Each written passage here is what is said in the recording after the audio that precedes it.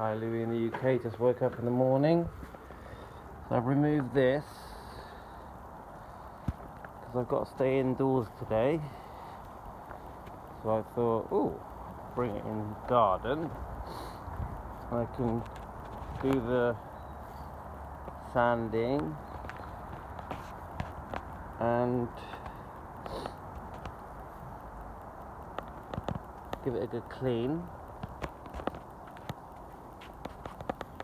Can't see much underneath there, but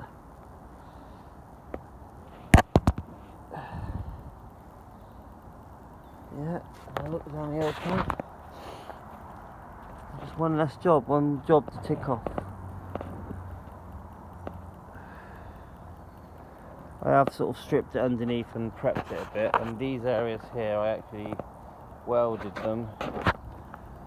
So it's got a skimmer filler.